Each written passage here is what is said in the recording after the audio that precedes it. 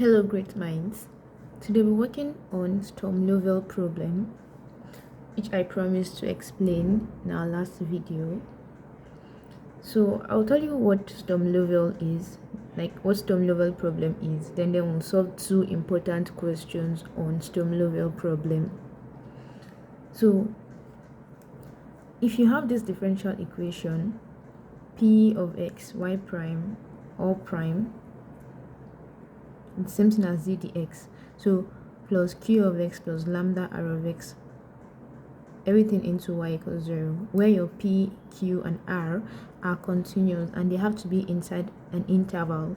You'll be given an interval, so you have this interval, and then you satisfy this condition, this boundary value problem. So you see this equation 1 and equation 2. They are what you call your Sturm Liouville problem as far as these conditions are met, which is that your r and p of x are greater than 0, and then they are also inside this interval. Also your a1, a2, b1, b2 are non-zero. So when you have equation 1 and equation 2, you then say you have a Sturm Liouville problem. Now in Sturm Liouville problem, let me just tell you what is important, like what you really need to know on the Sturm Liouville problem. When you're given a question, they just want you to look for two things, which is your eigenvalue and your eigenfunction, or your eigenvalue, eigenfunction. Now for your eigenvalue, your final answer will be, you're looking for lambda, and lambda is your eigenvalue. Then your eigenfunction is your y of x. And then when you start to solve, I'll explain everything plainly for you. But when you have a differential equation of this form, such that you have this boundary value problem,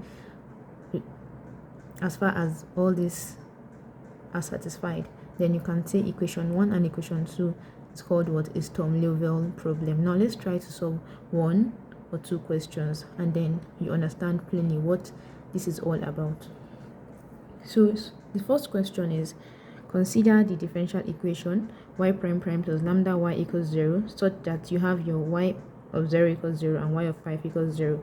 You have the second question. So the second question is a bit complex, so I'll do the first question first, and then probably in the next video, definitely in the next video, I'll be solving the second question, so the video won't be too long and then boring. So let's start with the first question. Trust me, you get it, just like you've been understanding or you've been getting the previous videos that I've been uploading. So if you like what I've been explaining, please do subscribe to my channel, and then don't forget to turn on your notification bell so that you get notified immediately I upload videos related to this.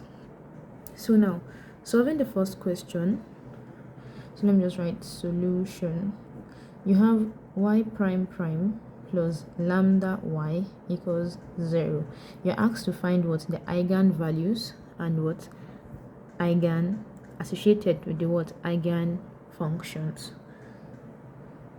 So this, if you're solving a Sturm Liouville problem, you're required to work with three cases: when you have your lambda to be equal to 0, when your lambda is positive, and when your lambda is negative. So those are the three cases we'll be considering. So for the first case, now let's say for case 1,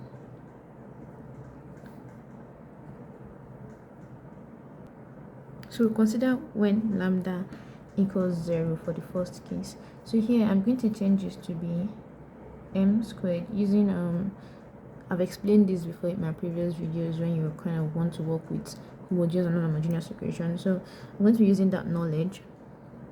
So be m squared plus lambda equals 0. So if lambda is 0, then you have m squared equals 0, which implies that your m equals 0 how many times? Twice. So it implies your general equation will be, your equation is going to be y of x equals c1 plus c2x e raised to power 0. Now you can, then it implies your y equals c1 plus c2 what x. Now put in your condition. The first condition is when y, so the first condition is when y of 0 equals 0. When y of 0 equals 0, it implies that x equals 0 and y equals what? 0. So you have 0 equals to c1 plus c2 into 0, and c2 into 0 is 0, so I just have c1 equals 0 for the first one.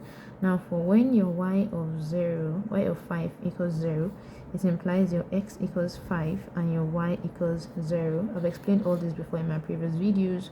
You check to understand better, but trust me, you understand now when I'm solving.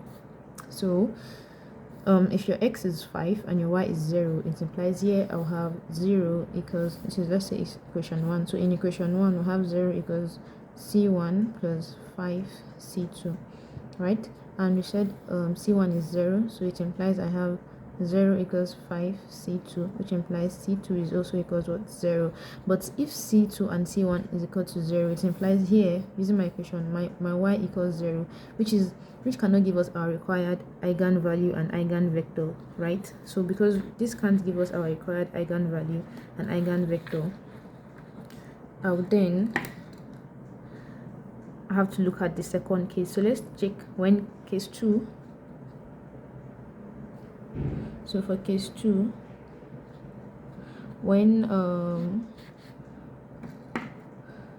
lambda, let's take lambda to be negative, lambda is negative, lambda is less than 0, so that means I'll have my m squared plus lambda equals 0. So if lambda is negative, I say let's lambda equals, you could use minus k squared minus any constant, or you just use lambda to be minus lambda. Like since you said lambda should be negative, anyone you use, you get the same thing.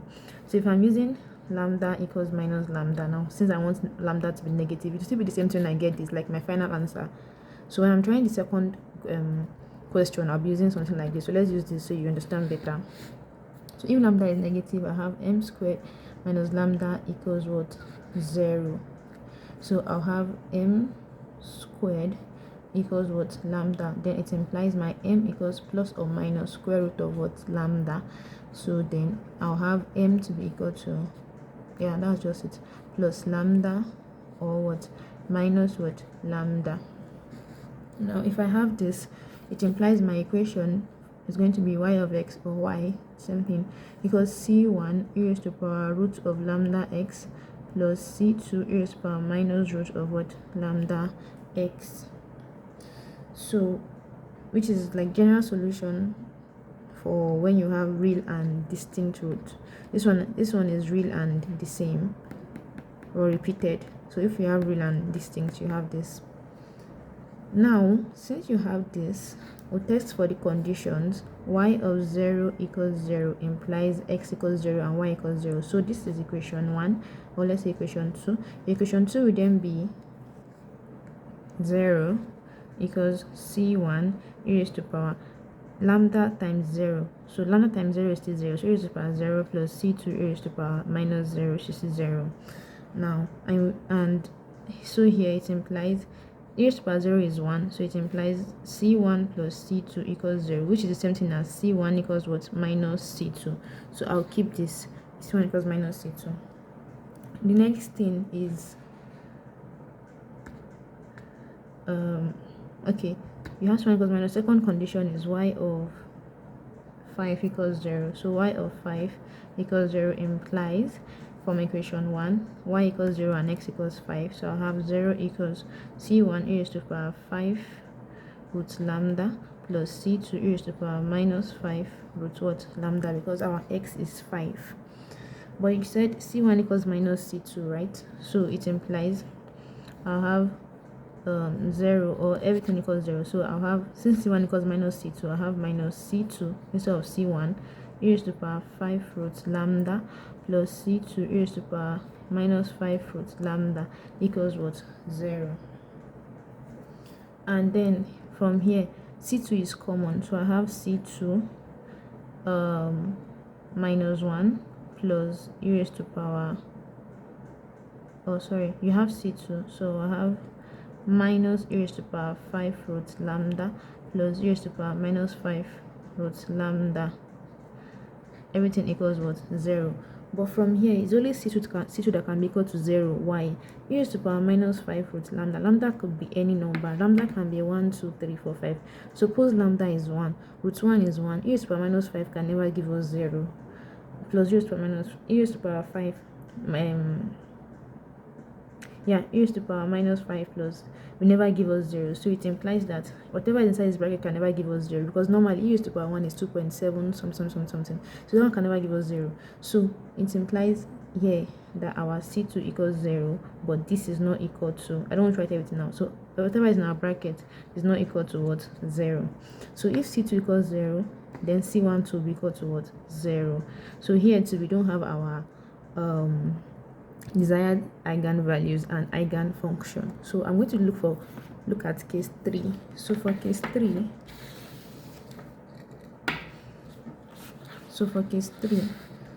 I'm looking at case 3. It implies case 3 so I have m squared plus lambda equals 0. So we did for when lambda equals 0 and when lambda is less than 0. So now let's try for when lambda is greater than 0. So if lambda is greater than 0, what does it mean? It means my lambda is positive, so I can say lambda equals plus lambda, which is something as lambda, right? Or you say lambda equal to plus k squared. I told you we're using this kind in our next solution, so I want to use this now so that you guys get it better. So here I'll have m squared, lambda is still lambda, so plus lambda equals 0. So here I have m squared equals minus what? Lambda. So if I have m squared to be minus lambda, then my m will be plus or minus square root of minus what? Lambda, and then my m will be equal to plus or minus I root of what? Lambda, because root of minus 1 is what? I.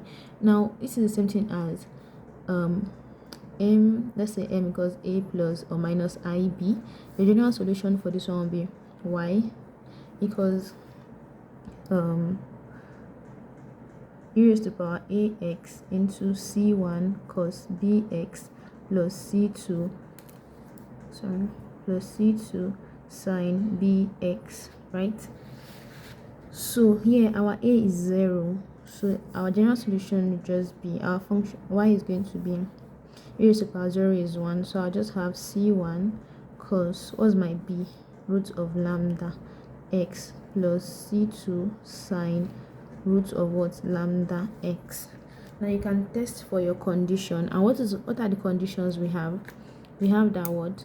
Y of 0 equals what? 0. So it implies 0 equals c1 cos root of lambda multiplied by 0 plus c2 sin root of lambda multiplied by what? 0.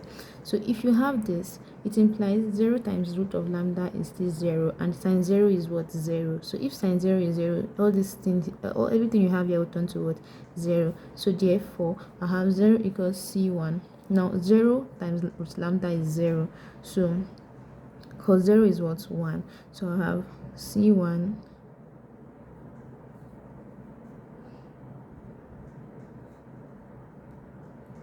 cos 0, which is 1. So c1 equals what? 0.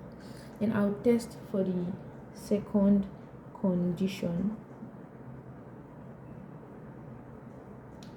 So for the second condition, I have y equals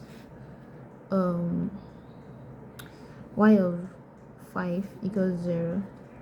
So it implies y equals 0 and x equals 5. So 0 equals to c1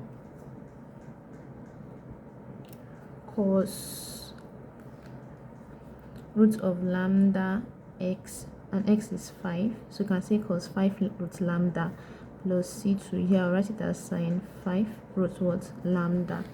And we said c1 equals 0, so it implies 0 equals c2 sin 5 root what? Lambda. Now if I have 0 equals c2 sin 5 root lambda,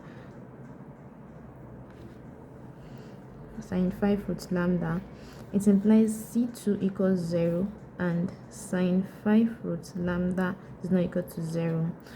But here now I can tell you that sin 5 root lambda can be equal to 0. So let us consider that, and I'll explain to you. Let us consider we have sin 5 root lambda equals 0. Then it means that this 5 root lambda has to take a value. Now let me explain it to you. Hold on. 5 root lambda have to take a value such that anytime you have, sine of 180 is what? 0. That is sine pi is 0. Sine of 360 is 0, which is written as sine what? 2 pi. Pi is 180, so 2 pi is what? 0. Sine 3 pi is 0. So it means this 5 root lambda will only be 0 when you have it to be something multiplied by your pi.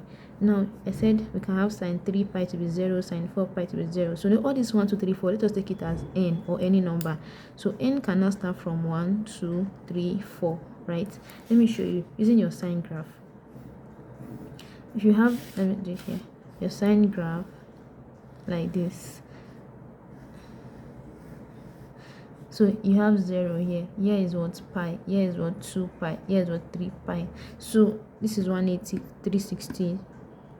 360 times 3. So here, at any point here, your sine of anything here will be what? 0. That is why I said you can use a calculator to check too that anything sine 3 pi 4 pi will be what? 0. So that means that implies that it's only when this 5 root pi equals n pi.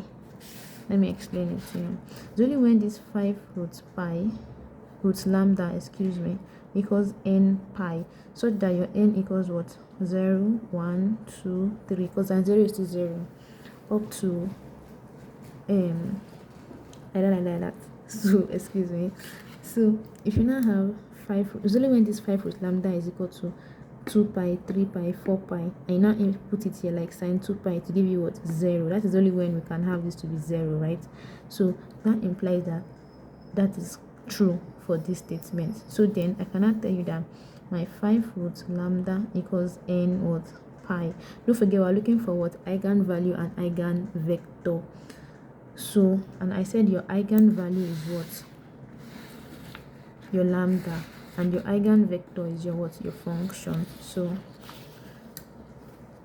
just like you're doing.